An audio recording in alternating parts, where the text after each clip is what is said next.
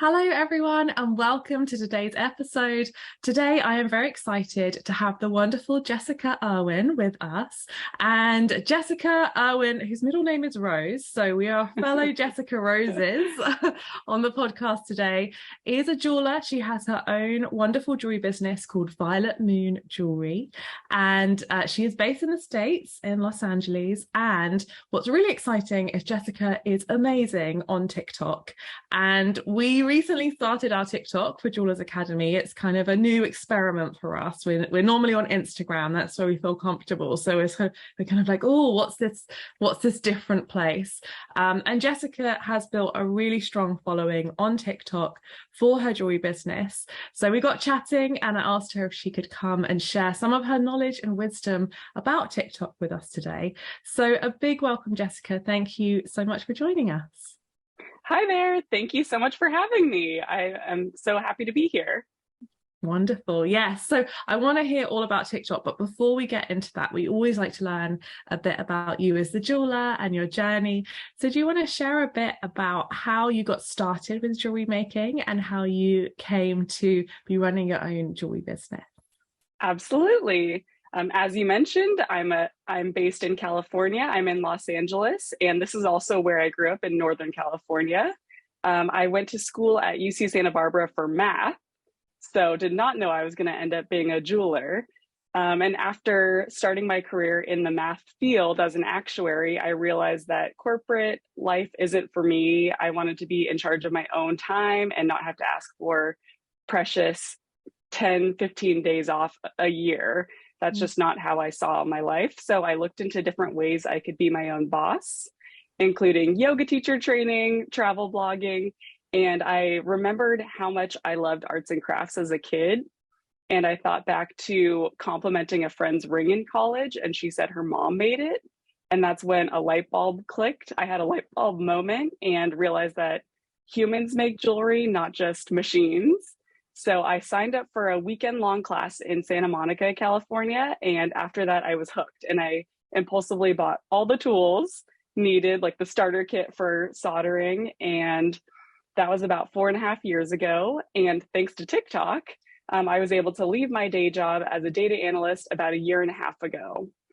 And I'm about 4.5 years into being a business owner, and it's been quite the journey, as I'm sure you and all your listeners know, but I love it so much and I wouldn't change a thing. Brilliant. Yeah, our stories are actually really similar, other than the maths part. But I had that same light bulb moment of people make jewelry. That's a thing that people do. I remember walking around a craft fair and people were making and selling, and I was like, oh, I love jewelry and people make it, and that's, that could be my thing. And so yeah, it's funny how it comes to us. And so you did short courses. Is that how you mostly learned? And what kind of jewelry do you make?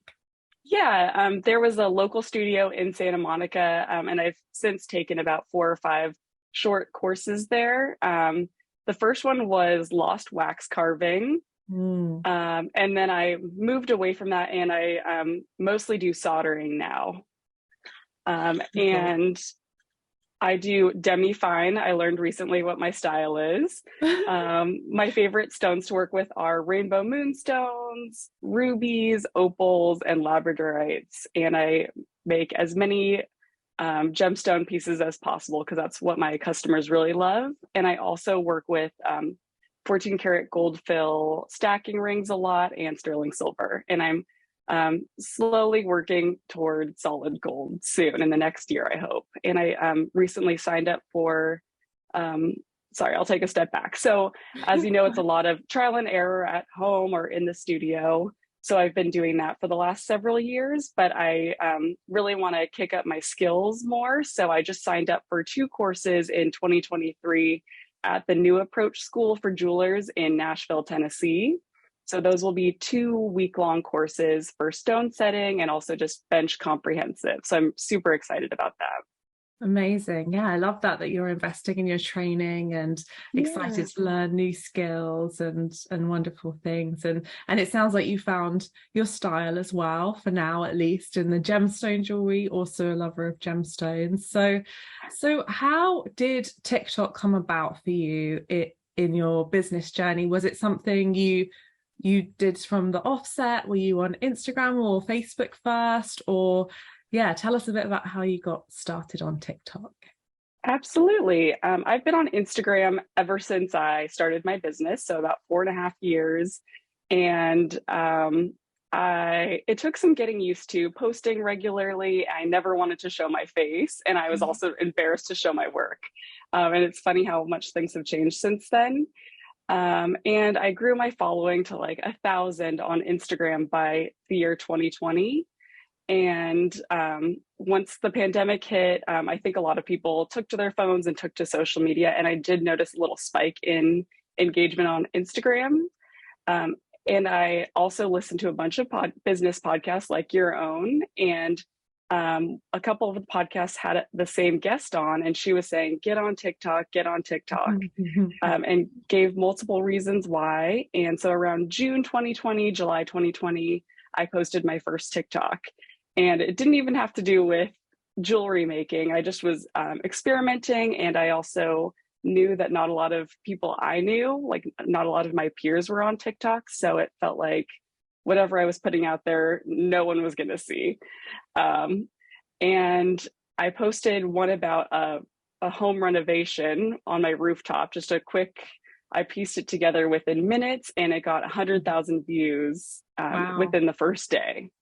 Gosh. So I saw the Amazing. power of TikTok. It was Yeah. amazing.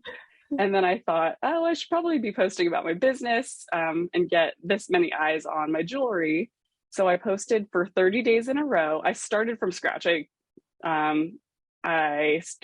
removed that personal account and started a new one for Violet Moon Jewelry, and posted 30 days in a row. Didn't get too much traction, but I did notice that I was starting to build a community, and I saw what the few other jewelers were doing on TikTok. And I'm still in touch with a handful of those people that I met in those early days. And after 30 days of posting consistently, because what else are we doing during that time in 2020? I bought a ring light from Amazon.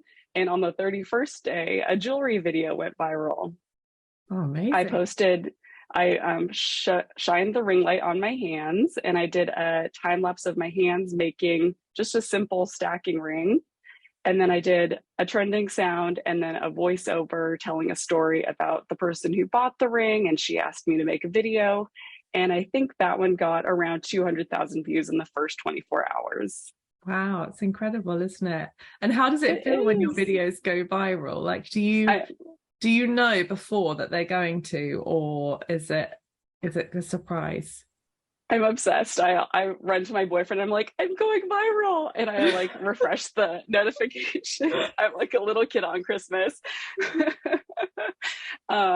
So most of the time, I don't know when a video is going to go viral. The videos that I spend a lot of time on, and I think they're going to do super well, most of the time they'll flop or just get average views. There was only one time when as I was making a video, that I thought this one's going to go viral, and then it actually did. It was me telling a heartfelt story, like a personal story about my journey from the math world from leaving corporate America to becoming a full-time jeweler. And people just ate that up. And it Yeah. was over a video of my hands making a piece of jewelry. That's interesting because I've looked at your TikTok, and a lot of it is your hands making jewelry. You do some different things though, don't you?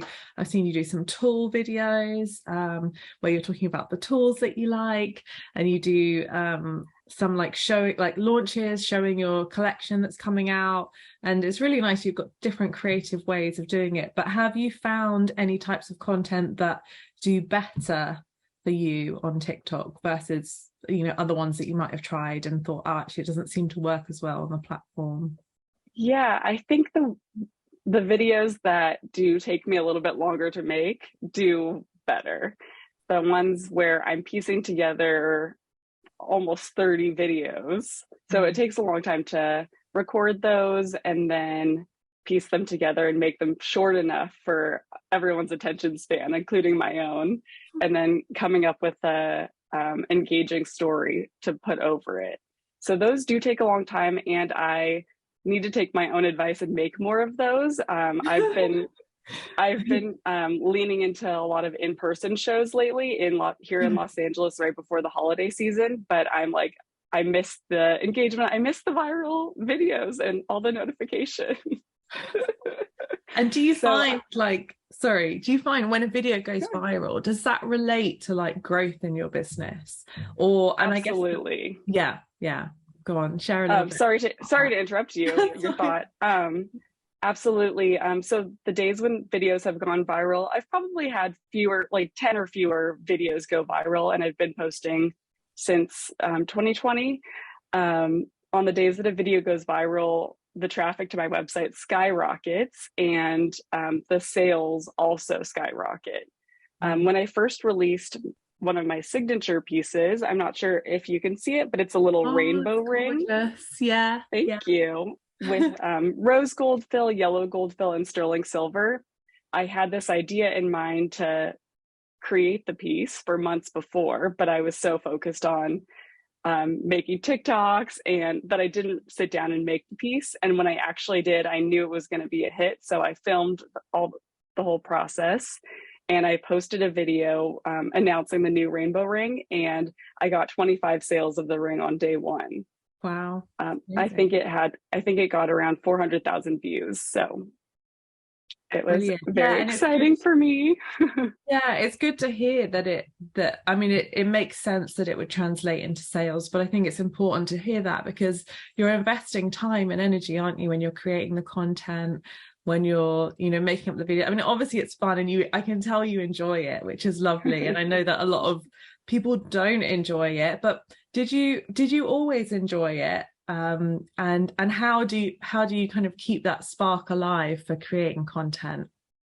Yeah, for me personally, I have ADHD, so I'm not always consistent, and that is a struggle with social media and business. So what I've found is that when something is working, I just lean into it and I do it for as long as it is fun and as long as I am motivated to do it. And then once that stops, I find something else to hyper focus on. So with my TikTok, sometimes what I found is I'll just make whatever videos feel good right now and are fun.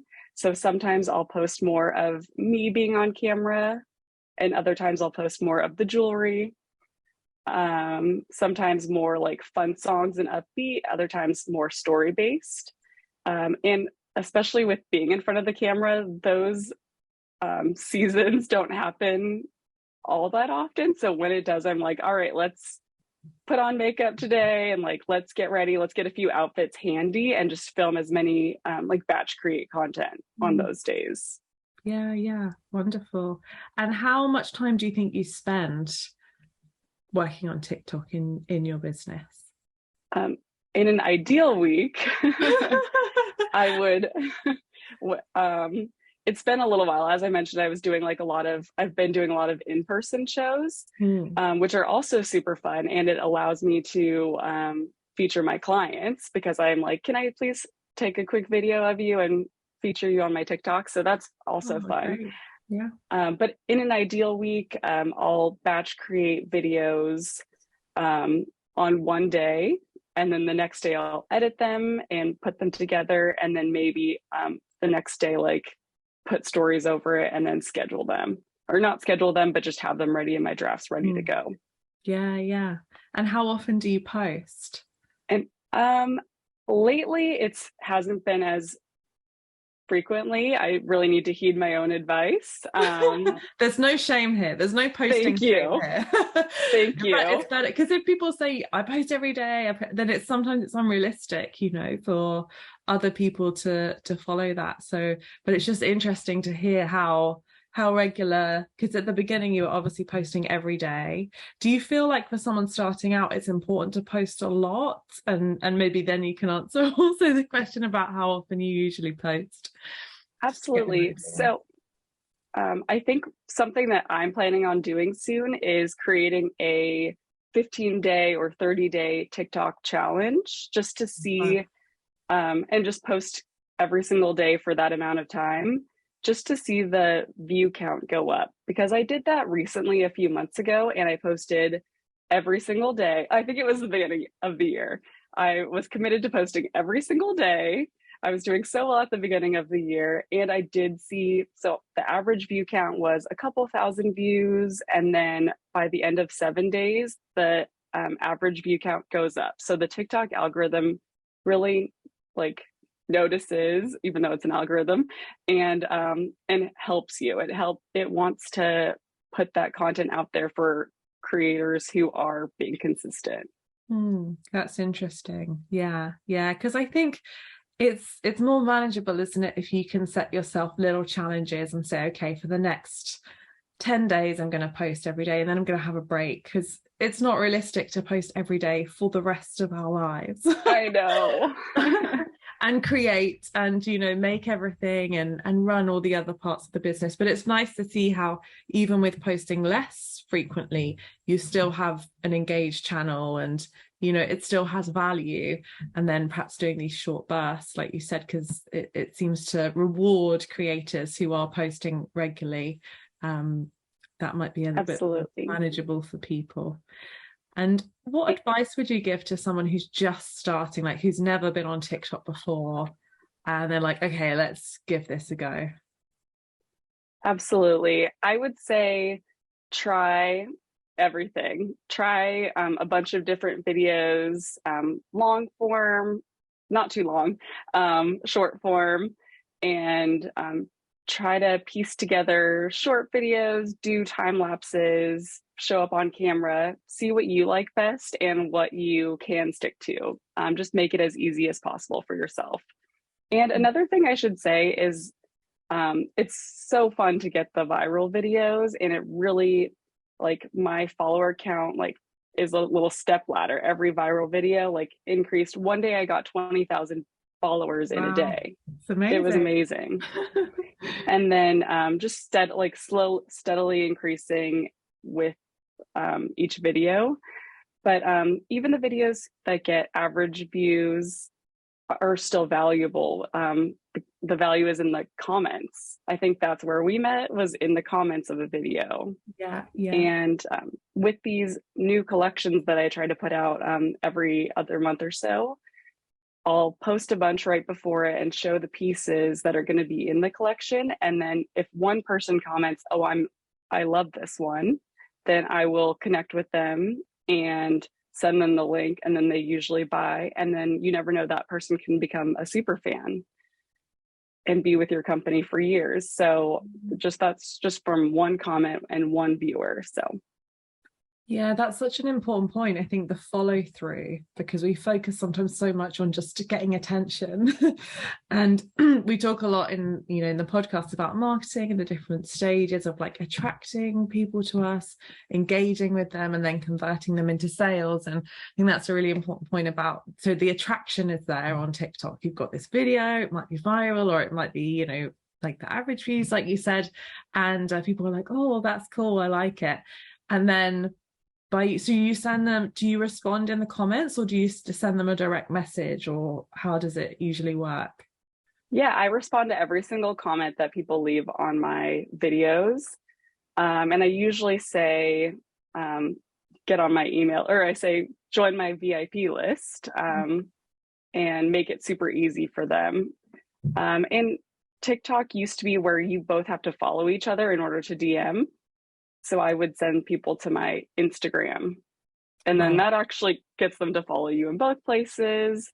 And then they sent me their email versus DM. So it's not a super short path for them to get there. So if they get to my Instagram DMs and provide their email address, they're committed and motivated buyers. Yeah, that's interesting.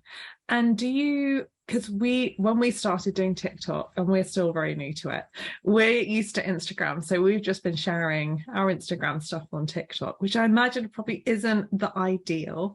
But can you share a bit about, the value of creating content for TikTok? And also, I noticed you mentioned about storytelling on top, and I think that's the voiceovers, and yeah, because that's a little bit different, isn't it? So maybe you can share about some of the unique features on TikTok that are important to bring into the content creation. Of course. First of all, I'm a huge fan of repurposing content for TikTok, Instagram Reels, and even Pinterest idea pins, because you can post videos over there now. So I'm a huge fan of just reusing that content. Ideally, it'd be best if there isn't like an Instagram watermark or TikTok watermark on all of the apps. But for TikTok especially, I think it's so important to show your face, or for viewers to hear your voice.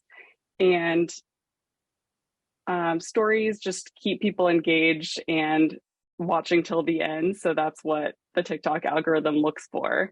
I know that TikTok users don't love to be sold to.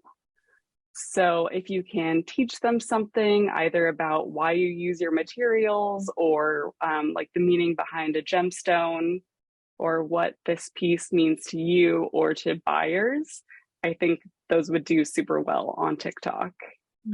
Yeah. And with the stories, do you kind of, because you talk, so you do a voiceover, do you write it down first so that you know what to say? Like, how do you come up with the story kind of content? Because I imagine that's moving from Insta to TikTok. I think that feels to me like one of the biggest differences is like, oh, they want to hear our voice, whereas on Insta a lot of people listen in silence or just music.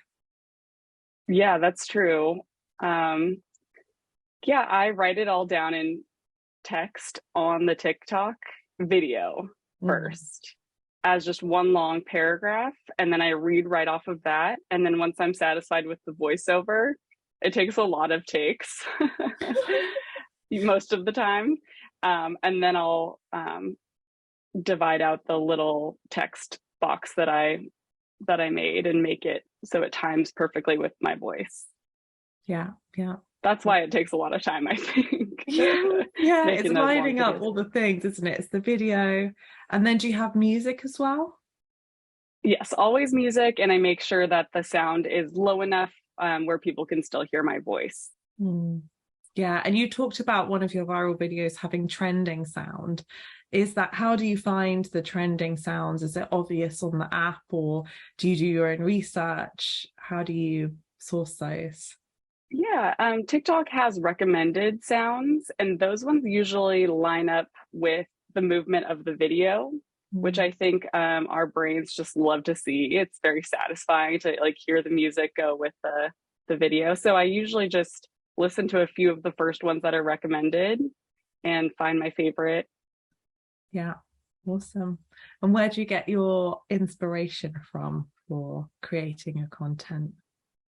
Oh, well, when I was making a lot of TikToks, I was spending a lot of time on the app, and it's so addicting, as you may have found already.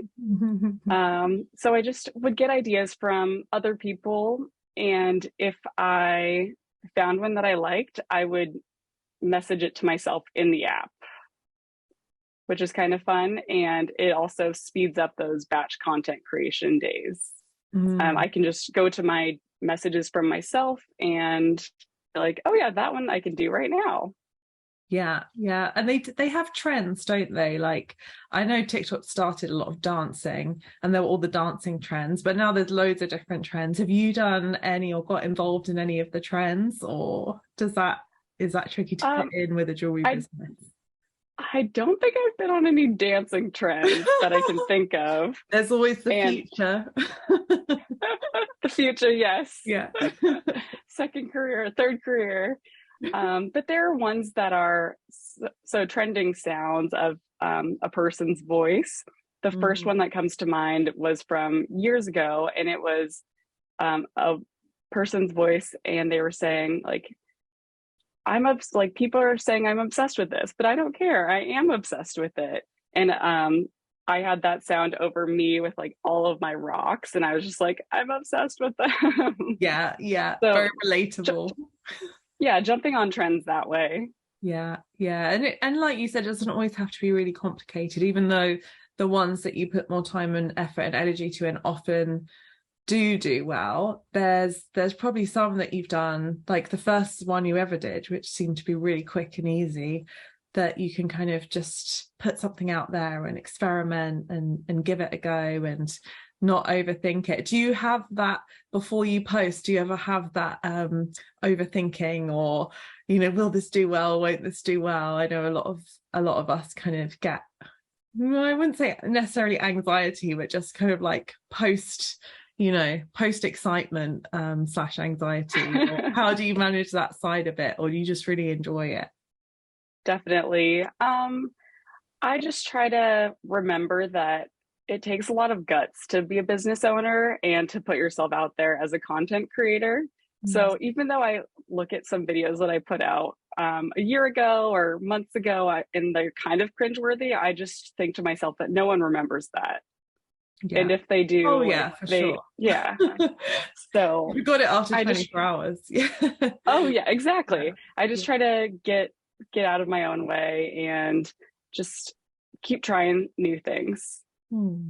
Yeah. Oh, it's wonderful. I think you're doing an amazing job. And it's really nice to see jewelers on TikTok. It's really nice to see different expressions of the craft. And I love watching people making things, but I also love the tool ones because it's like, oh, there's a new tool that I could maybe get. Yes. And I love seeing makers' faces as well. Like you said, sometimes that's a bit more challenging for people, but I love seeing, and I think you've done quite a few with like craft fairs or shops or markets, and it's just seeing all your setup. So it's kind of documenting what you're doing and some of that journey of your business as well.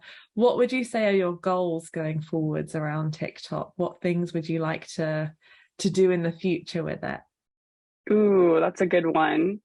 I definitely want to decide on a challenge in the very near term, either 7 days, 15 or 30, and just come up with the best content I can and post it and just see what momentum I get. And I think that'll really motivate me to remain consistent and stick with it through the holiday season. Yeah, those are some goals. Yeah. Another one thing that I forgot to mention is that TikTok users and Instagram Reels, they love a big reveal. So if you can show like the messy stages of your work and then like the shiny, polished product, I think people really love that. Yeah, yeah, absolutely. I love those. I'm always like, oh, what's going to happen next? They Yeah. suck us in, don't they? But it is really interesting. And I think, there's so many reels that are from, random stuff that I'll watch, but watching jewelry reels always, puts a smile on my face because I get to see, sometimes you get to see around someone's workshop, or you get to see what they're working with, or some of the making process, or even their customers. I love that you're bold enough to ask your customers to be in reels and TikToks. I think that's great. And I think people are becoming more accustomed to that as well now, and comfortable saying yes or no, and being a bit more involved. So yeah, I think you're doing an incredible job. Yeah. Thank But you. any other tips that you would share? I feel like you've shared so much already that Oh, you can go thank away you. and put into action, but any kind of final things that you can I think of for jewelers going forth into TikTok land? absolutely. Okay, I have two more things. Okay. First of all, I've learned so much from other jewelers on TikTok, like you said. I'm just seeing like behind the scenes and oh, they're doing that one like step a little bit differently. Like I'm gonna start doing that myself. So it's kind of fun to share what works best for all of us. And Mm. also seeing their organization. I'm like, wow, I really need to like be tidier. Organization goals. Yeah. Yeah, organization goals. Sorry, I guess I had three more things, if we have time. Oh, always time for Okay. more tips. Yeah. Another thing is it's so easy to like compare ourselves to other people. Like just with the organization thing. Like I'm not the tidiest person in the world, so I'm probably not going to be like this picture perfect like studio person. So just like see what other people are doing, but take what you want and leave what you don't, and also just do your own journey, and people will respect that and love you more for it, for being yourself. Absolutely. I love that. Yeah, follow your own path. We can't all be tidy. I'm the same. I'm totally messy. When I'm doing something, when I'm in action, there's mess everywhere. Like I can tidy up afterwards, but if I'm Yeah, we call it creative mess. exactly. But I think again, when we're ourselves, it's so much more relatable, isn't it, than if we try to put a version of ourselves online. And we've seen that with all sorts of TikTok, Instagram, Facebook, any content. When people are in their element and they're just enjoying themselves, there's nothing nicer to watch than that. So yeah, that's Absolutely. nice. Brilliant. And where can people find you if they want to come connect with you after listening to the podcast and hear more about and see your beautiful TikTok? Where is the best place? Absolutely. I'm at Violet Moon Jewelry everywhere on Instagram, TikTok, Pinterest. And if you're in the Los Angeles area, I'm doing pop-ups all around the city. And I just started doing permanent jewelry, which I love too. It's been super fun. Wonderful. Yeah, we'll definitely go and connect with Jessica and say hi to her. Go on to TikTok, post your first video, and then go and say hi to her. Let her know. Yes, tag me and I'll like it and share it. Yeah, it's lovely. That's one of the things I love. It seems like a really supportive community. Like as soon as I was on there, I think you came on and were like, "Oh, hello, you're here." And I was like, "Yeah, there's a friend." So it's nice to have that little community, isn't it, of people. But yeah, thank you so much for sharing your time and your wisdom and your knowledge with us. And we'll see you on TikTok. Thank you for having me. I had a blast.